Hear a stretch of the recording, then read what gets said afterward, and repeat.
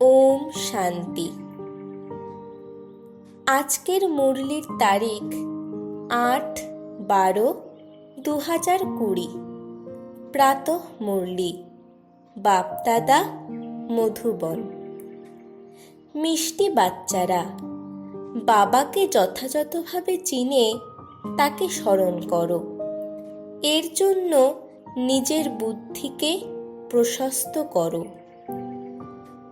প্রশ্ন: বাবাকে দীননাথ বলা হয় কেন? উত্তর: এই সময় সম্পূর্ণ দুনিয়া যখন দরিদ্র অর্থাৎ দুঃখী হয়ে পড়েছে, তখনই বাবা এসেছেন সবাইকে দুঃখ থেকে মুক্তি দিতে। দয়া করে কাউকে বস্ত্র দেওয়া, টাকা পয়সা দেওয়া এ কোনো চমৎকারের বিষয় নয়। এর জন্য কেউ বিত্তবান হতে পারে না। এমনটাও নয় যে অর্থ সাহায্য করলে গরিবের বন্ধু বলা হবে। বাবা বলেন, আমি গরিব অর্থাৎ পতিতদের, যাদের মধ্যে জ্ঞান নেই, তাদের জ্ঞান প্রদান করে পবিত্র করে তুলি। ধারণার জন্য মুখ্য সার: 1. রূপ বসন্ত হয়ে সব সময় সুখদায়ী বলতে হবে, কারো দুঃখদায়ী হবে না। জ্ঞানের চিন্তনের মধ্যেই থাকতে হবে, মুখ থেকে যেন জ্ঞান রত্নই নির্গত হয়। 2.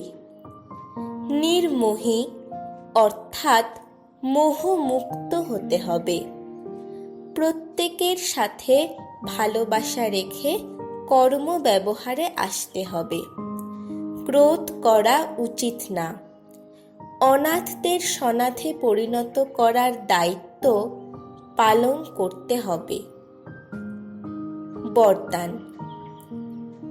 অপবিত্রতার চিহ্নকে সমাপ্ত করে হিজ হোলিনেসের টাইটেল প্রাপ্তকারী হোলি হংস ভব। ব্যাখ্যা: হংস কখনোই কাকর চয়ন করে না, রত্নই ধারণ করে।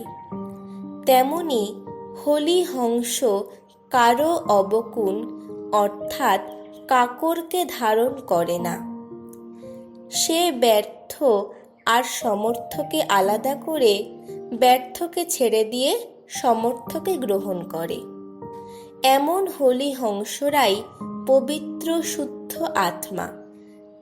তাদের আহার ব্যবহার সব শুদ্ধ হয়। যখন অশুদ্ধ অর্থাৎ অপবিত্রতার চিহ্ন পর্যন্ত সমাপ্ত হয়ে যাবে, তখনই ভবিষ্যতে হিজ হোলিনেস টাইটেল প্রাপ্ত হবে। সেই জন্য ভুল করেও কারো অবগুণ ধারণ করবে না। স্লোগান: সর্বস্ব ত্যাগী সেই যে পুরানো স্বভাব সংস্কারের বংশকেও ত্যাগ করতে পারে। ওম শান্তি।